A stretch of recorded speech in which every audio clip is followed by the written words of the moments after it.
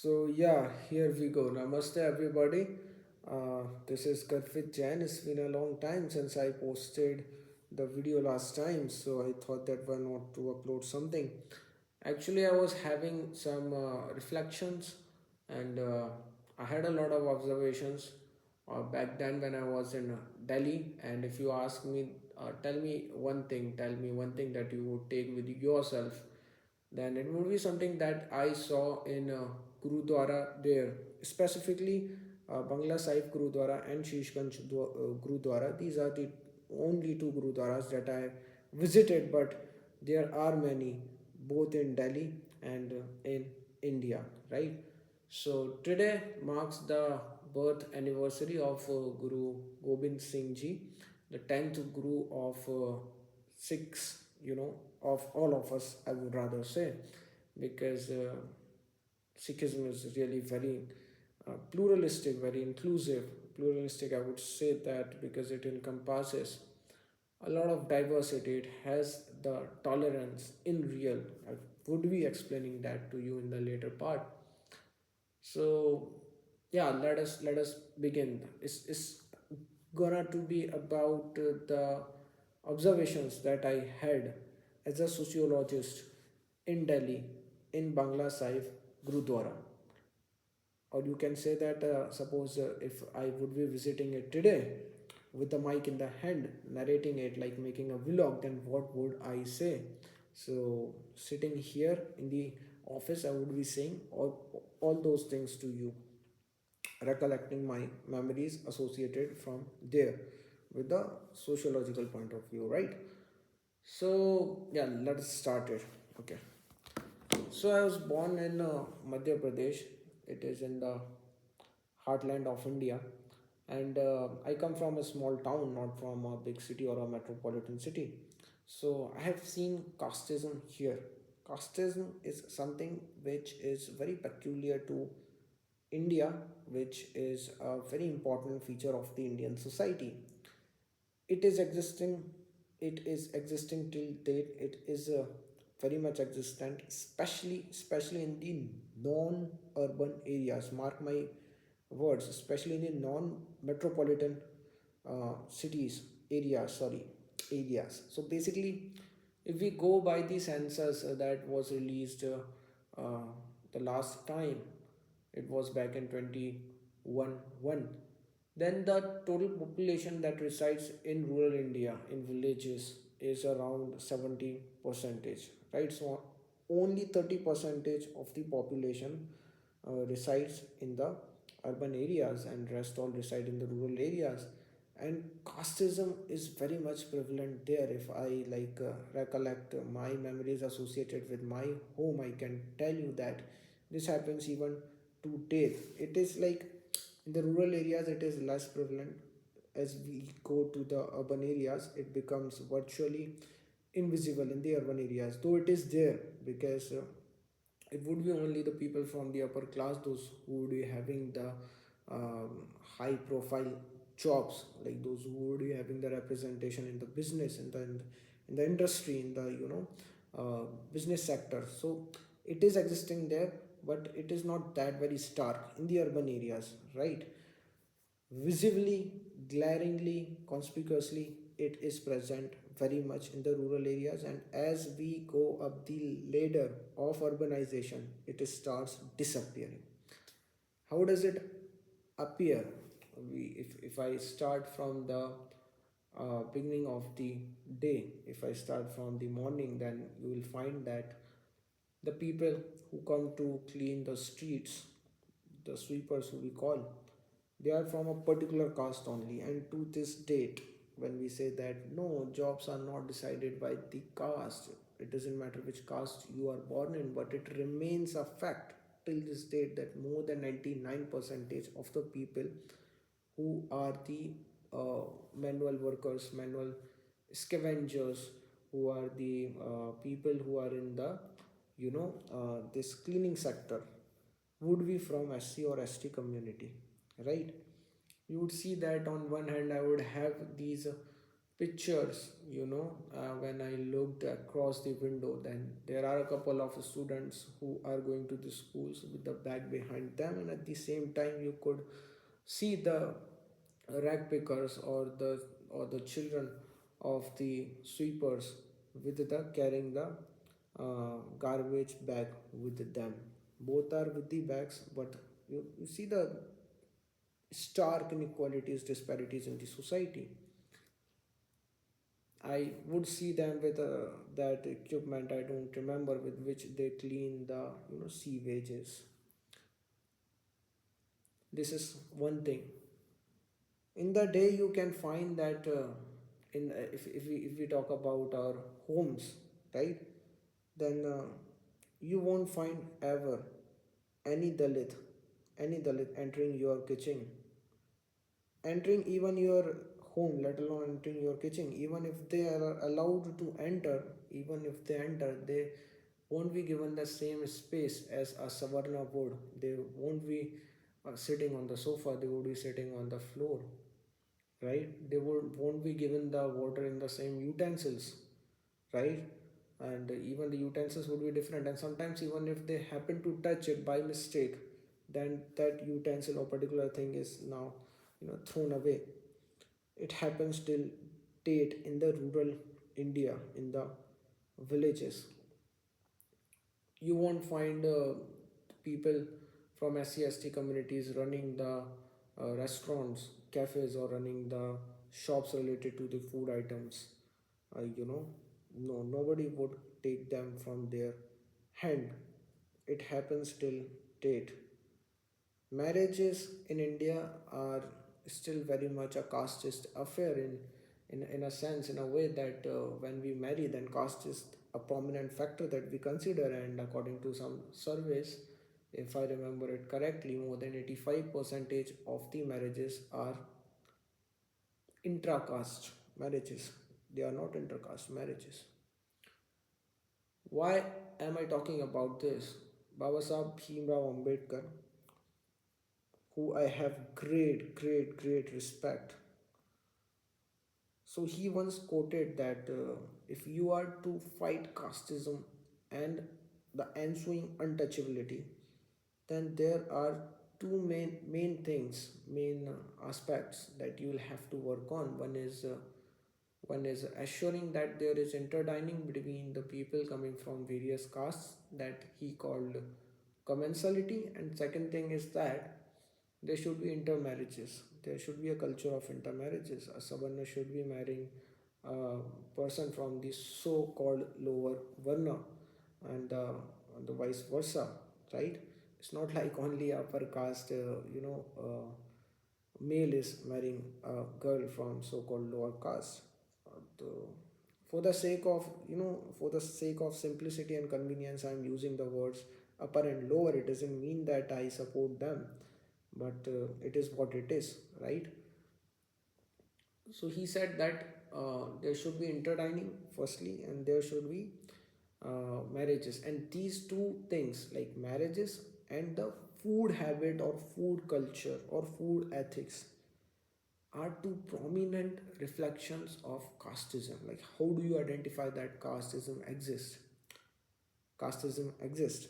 Firstly, because of the continuity of caste, which is very much because of the endogamy is marrying within the caste. And secondly, it is because of the food culture. you know uh, if a Brahmin comes to you, it won't be a problem. If you are from a rural area, right, you would serve him a food. Consider yourself as a banya, or as a vaishya, or as whosoever. But at the same time, if a Dalit comes to your home, you won't have the same respect and same privileges. The casteist mindset is still present. This is something that I observed back at home when I did not go to Delhi. Before I went to Delhi, this was my observation of the society, that caste is an important, benchmark which decides your status, your class, and a lot of other things. And casteism is very much prevalent. I had observed it, right? After going to Delhi, what I saw in Delhi when I first on the day one stepped out of my place where I resided was the stark inequalities, discrimination, disparities, not in terms of the caste, because caste virtually does not matter there for the people living in the metropolitan cities, be them the upper class or the lower class or the middle class, but it was class. It was class. I mean, what I observed here in my hometown was the caste. How did it play out, right? What I observed there was class and class inequalities and class disparities. When I saw that, on the one hand you could see the sky touching skyscrapers, what you call the multi apartments or flats, uh, painted in a glossy design with a very very sparkling brilliance out there, hustle and bustle of the city, which the one flat were would worth in crores, literally. So those high-rise buildings you can see on the one hand, and if you go to the market, then you would find the MNCs there and even the Indian companies, of all the big brands. And on the other hand, I'm talking about the region. I'm talking about Karol Bagh precisely. And on the other hand, you would find that the people living there on the road, on the pavements, living hand to mouth, on the footpaths to be precise, and they don't have nowhere to go, no place to live. They are living there in a very abject poverty, in an impoverished state, where they do not have food to eat, let alone eating the food rich with enriched in nutrients, and which would give them proper nourishment. Let alone that, they don't have even something to fill their stomach with. They don't have a place to find shelter, because in Delhi everything is in extreme. If it is heat, then it would be the temperature would be touching 46, 47, 48 degrees Celsius.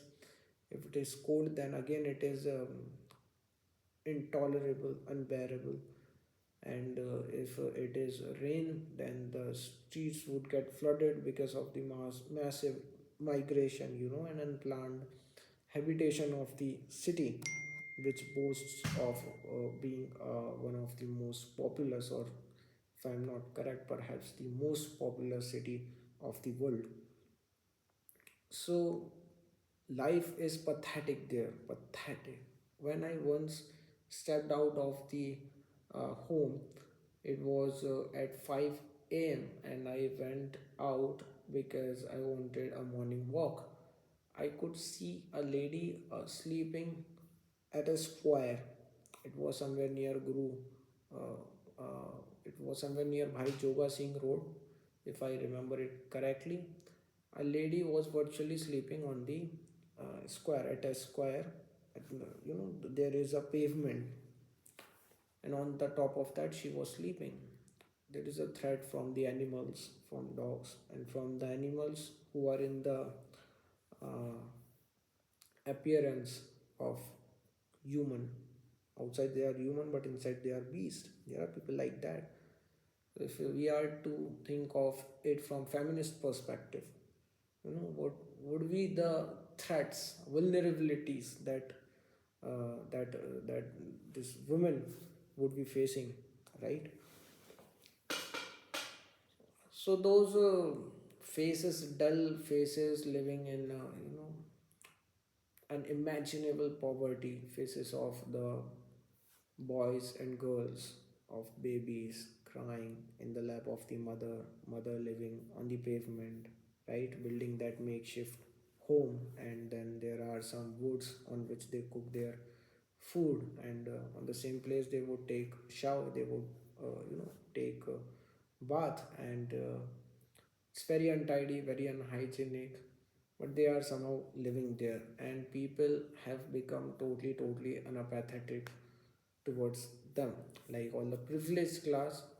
And I will quote Harsh Mandir here.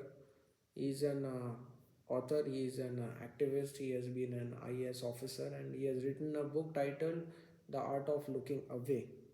This is the art of looking away. When the middle class or the upper class or the privileged class becomes becomes apathetic, when they do not have any sympathy or empathy for the disprivileged class, right?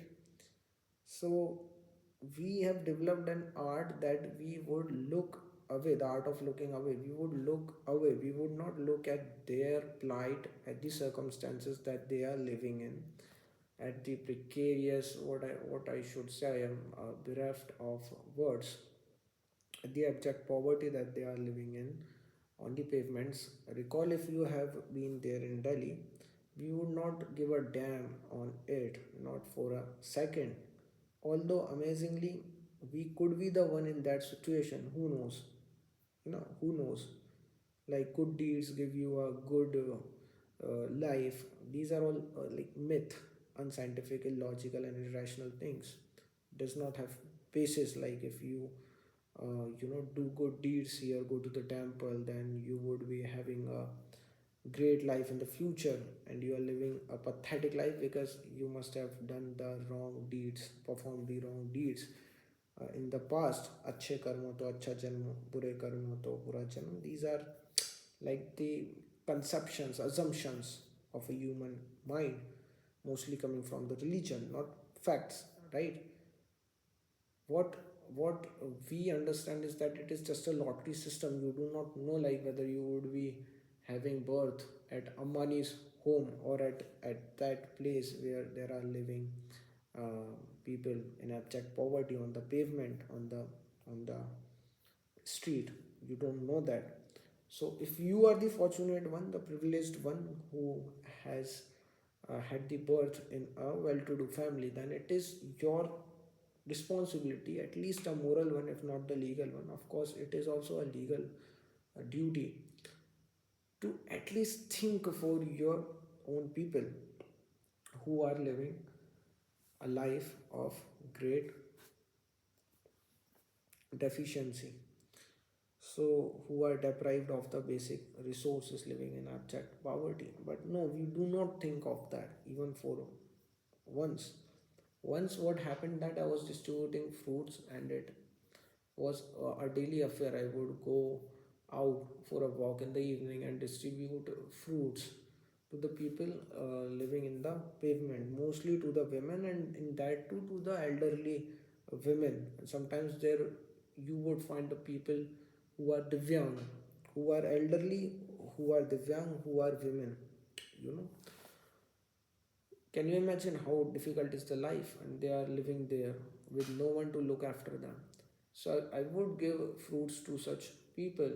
There were my friends with me, coming from well-to-do family.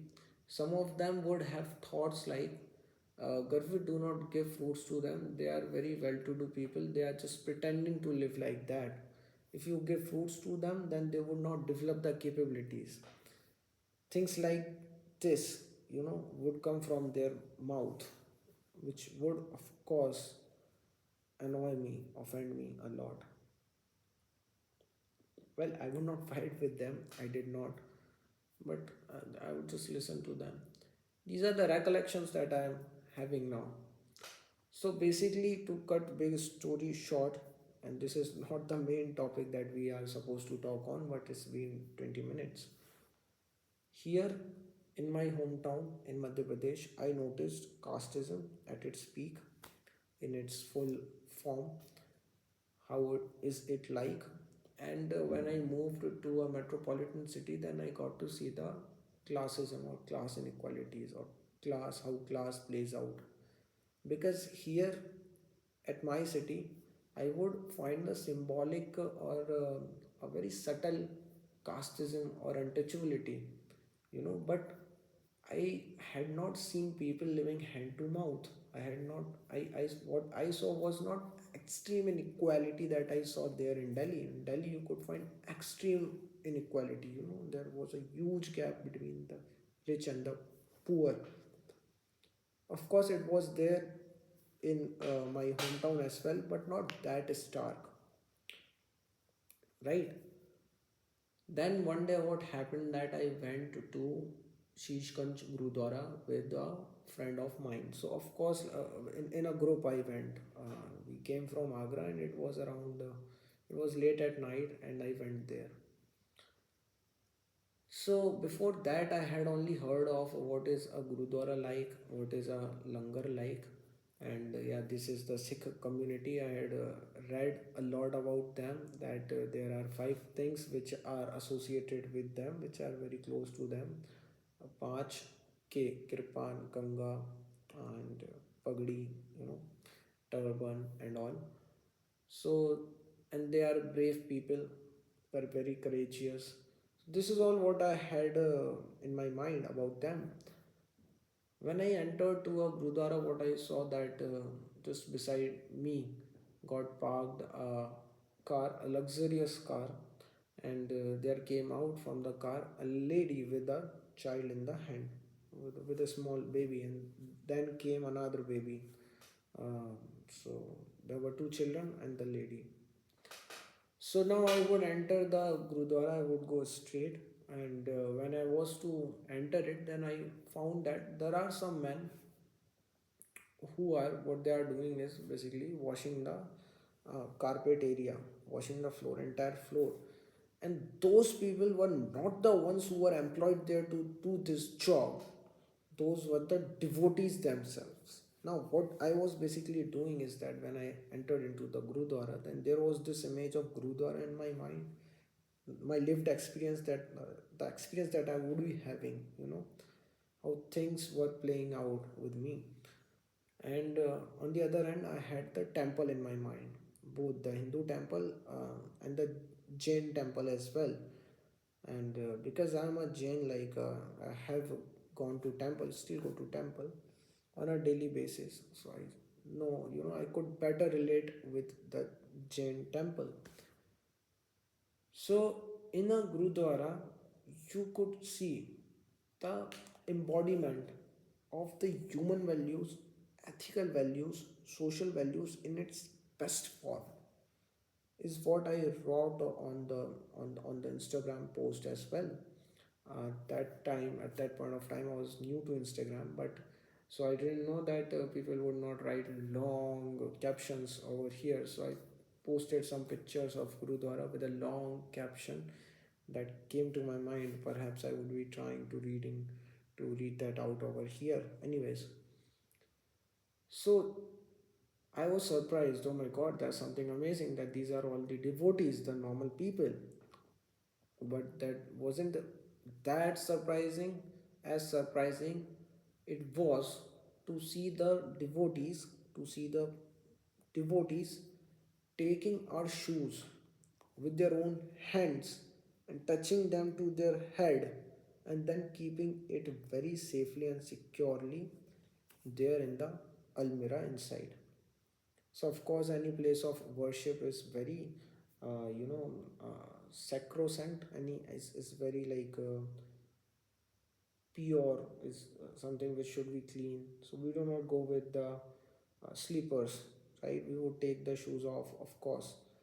But in our temple, we would simply keep them there outside. That is it. And oftentimes they would get stolen also.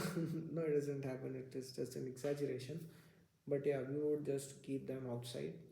But there we could see the sleepers systematically arranged in a very organized manner, and how, so there are people coming from the upper class of the society, taking the slippers from of the devotees who come from all the class and all the caste and all the religion, all the ethnicities, all the nationalities. Doesn't matter who you are, can you imagine? And most of the people who you would find there in that particular place where shoes are kept would be the rich people, to be blunt. So rich people who might be a millionaire, a billionaire, would be taking your shoes that you wear in your feet with own hands, without feeling even an iota of shame, and keep it there. considering it as seva, doing it out of the seva bhav, was something so mesmerizing and amazing. I just cannot express you in words. I I was so very mesmerized at this instance, that this is like something great. And this is nothing. Let me take you to the langar now. Of course, like we would be worshipping the place. Now we would go to worship inside. A silent, a sound, a very melodious sound going on there in the background, the chanting, the people reciting the bhajans, creates a very nice ambience. After paying the worship there, after offering our devotion there, we would go to the langar. Now, let me take you to the langar. Langar is the place where anyone coming from any caste, any class, any religion, any ethnicity, any age group, anybody would go and get the food for free 24/7, 365 days. It happens in Bangla Sahib and Shishganj Gurudwara both, which is truly awesome. Now, why did I tell you that story? Like, why did I keep talking for 20 minutes on something which is not related to Sikhism and Gurudwara and Guru Gobind Sahib, for which I came today here to, give a talk? Because there is a section which is really downtrodden, which we call the marginalized section of the society, partially because of the caste and partially because of the class, because they come from the lower class. They do not have the bare minimum resources to live a, let alone a dignified life, to live a life, at least, only they do not have. So for such people, if somebody, some institute, some institution, organization, some religion, some ideology is organizing so big a feast, a langar, a community dining gathering where anybody and everybody, irrespective of the socio-economic identities, can come and eat the food sufficiently and sumptuously. What could be greater than this? What could be greater than this?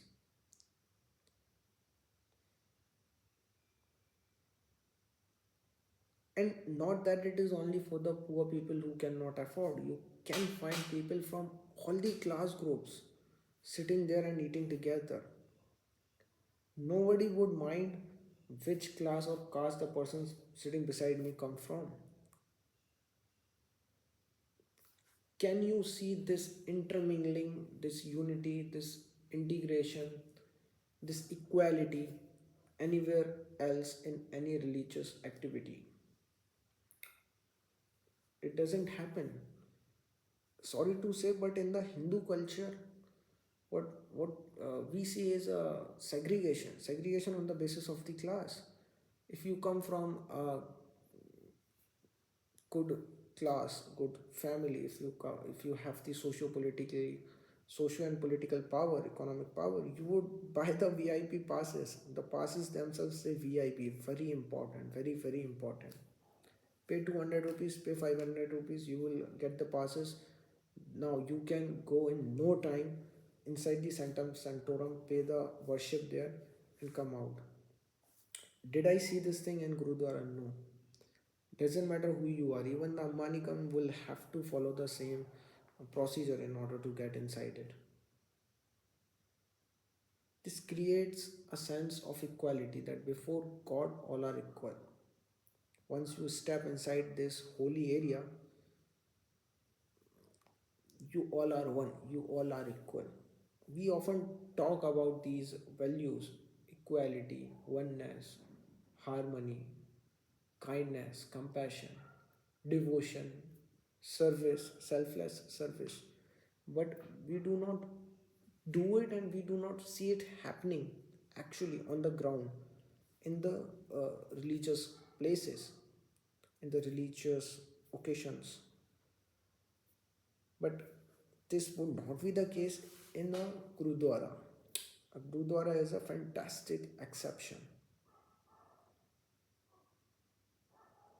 And not only this, even the person who is cooking the food, if you are clean, like uh,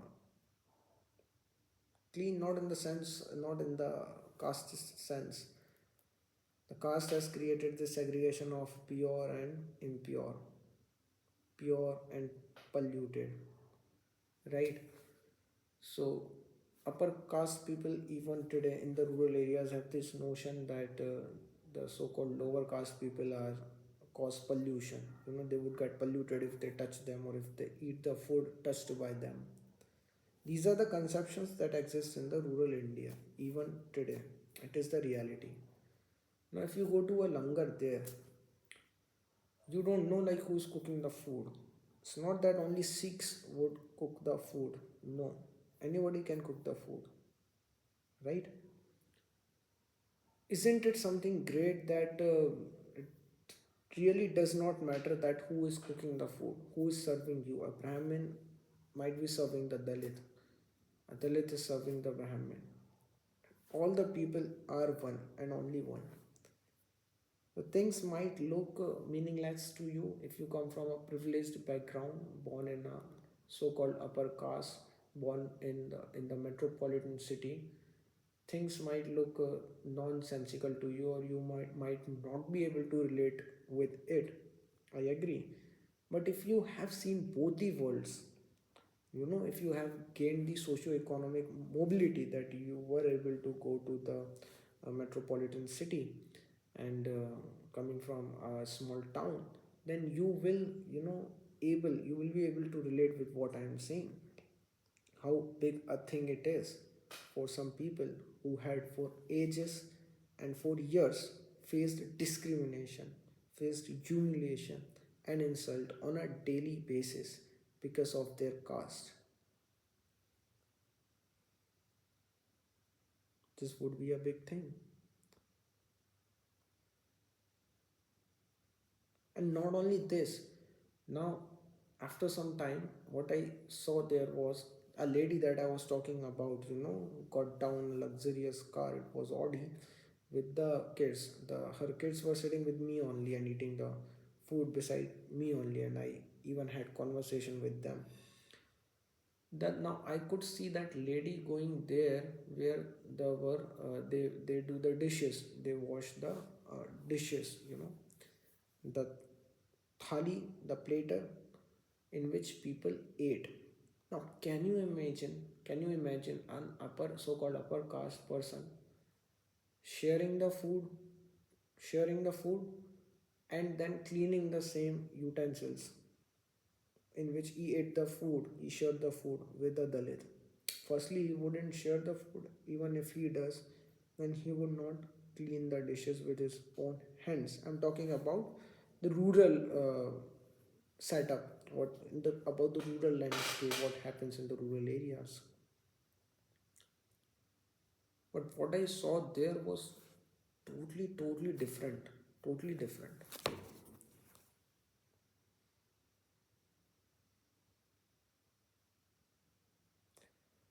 All the maintenance was in the hands of devotees themselves.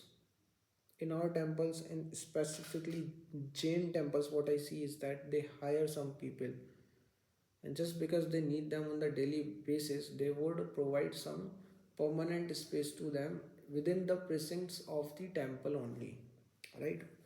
They call them pujariji, like those who do the puja and all.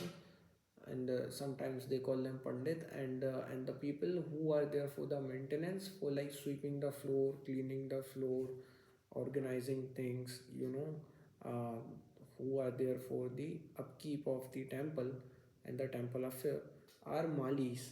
Now these are the same people who come from the Mali caste, who are basically into gardening, who are the gardeners. So this is what happens in a Jain temple. You can see the, you know, classism here, the class here. The people who are Jains, they are like into the worship thing. They would be worshipping the god, doing the puja, abhishek, doing the vidhans and all. Now once like they are done with the puja abhishek, in order to perform these rituals, we have elaborate setup, like we would be having the platters uh, of silver, and in those platters would be having we would be having the kalash filled with the holy water. And in order to perform those rituals, there would be rice along with the panch drav, like clove would be there, almonds would be there, and things like that. So once they are done with this ritual, then they would get up, leave the place. The person who is assigned for this duty is the Mali. Mali would come, take these things, with him, clean the place, and do everything. So this is a comparative view. This is an observation. I'm not saying that it is wrong or it is right. I'm just presenting the difference, between the two cultures. Over the one, the Sikh culture, which can be seen uh, in the Gurudwara, right? The way of worshipping there, and the one that have in Jainism, in Jain community, right?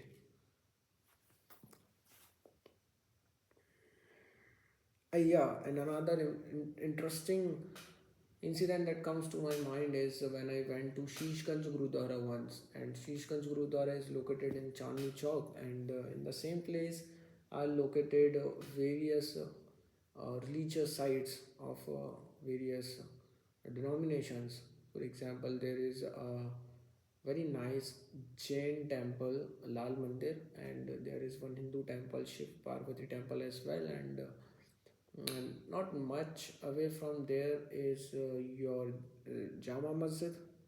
It is in the Chandni Chowk only, just near to the Lal Killa, and there is a church also. So yeah, in that area is located Shishganj Gurudwara, right? And it is said that a Mughal ruler, perhaps Aurangzeb, had the sheesh of one of the 10 gurus, possibly 8th or ninth guru, uh, cut there.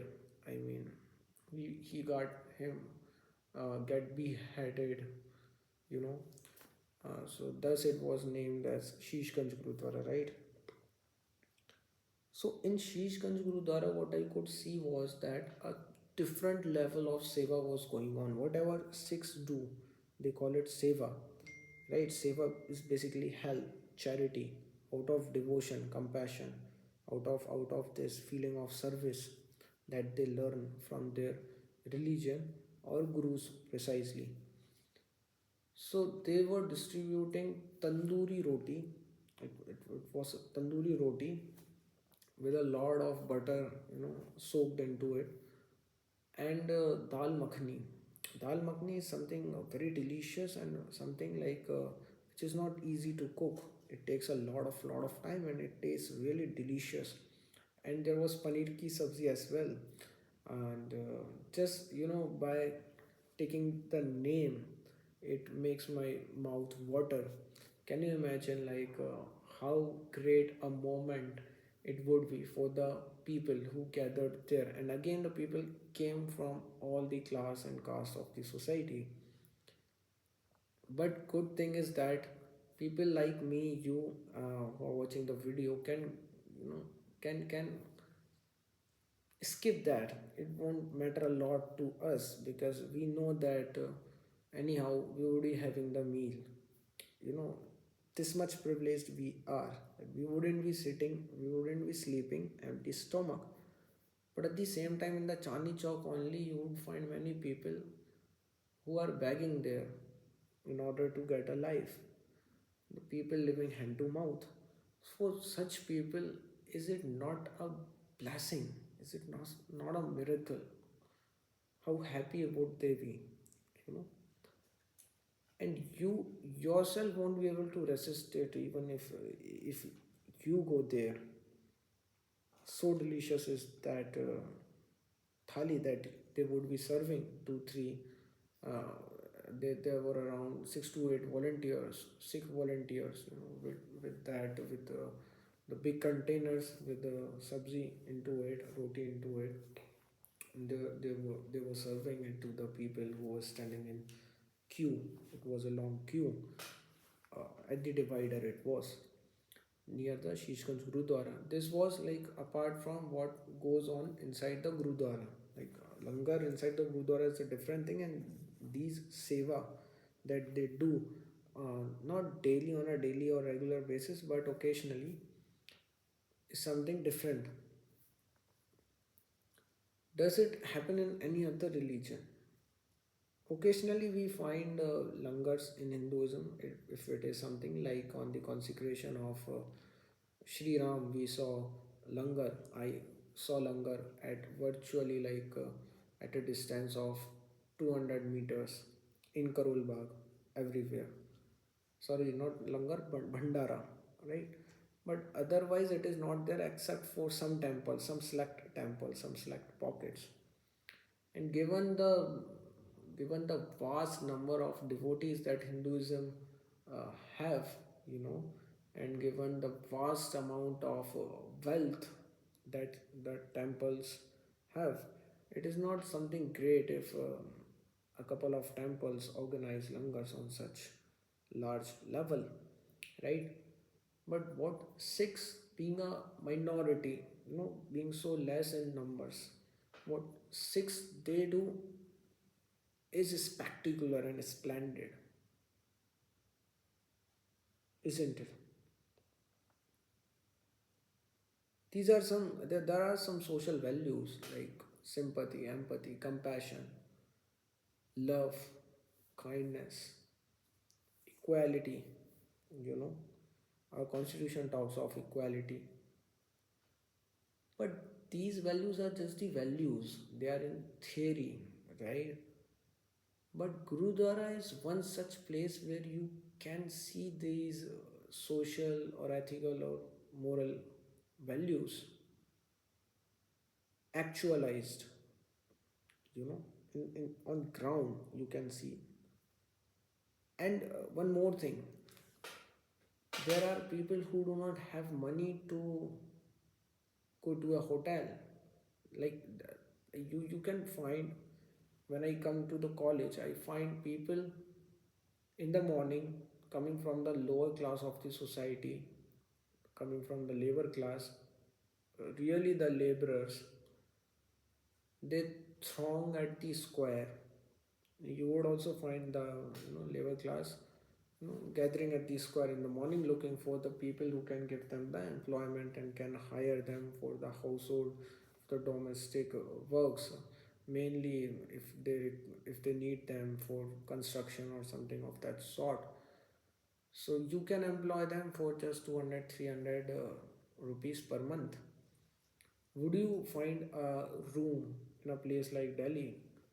No, you would not. And every now and then something is happening in Delhi. Once I went there to find a room, it wasn't available for even 2500 rupees, a room near Karol Bagh. Because some occasion was there or some big event was happening in Pragati Maidan, so all of the hotels they were booked. So a person for a person coming from the lower middle class of the society, how difficult it would be to manage a night stay if he or she doesn't earn much. Do not worry, you can go to Gurudwara and can stay there. Nobody will tell you a word, a single word. And you would find that a lot of people, not only Sikhs but people from all the community, they stay there, they sleep sometimes on the floor, and it feels so good, near the lake. And stay assured your belongings would be safe. It is heaven. It is heaven. If Well, I do not believe in the concept of hell and heaven, because these are uh, I assume, I believe the concepts or the what should I say, these are the myths basically. These are unproven. But if it was heaven really somewhere, then it would be like the Gurudwara. You can see a glimpse of heaven here. Everything is just so perfect, so amazing.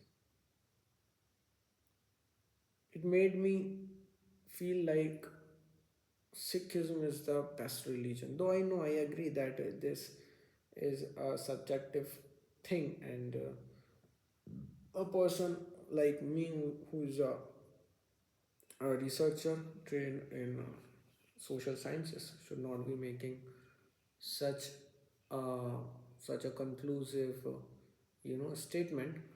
But it made me feel like that.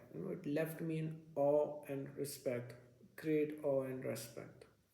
It made me feel like that because I have seen all the religion. I had seen all the religion very closely, except for Buddhism. No, Sikhism was something that I had only read about, because Sikhs are in minority, and you can find Muslims like they are somewhere around 18 percentage. Jains, coming to the Jain community, so I personally myself come from the same community.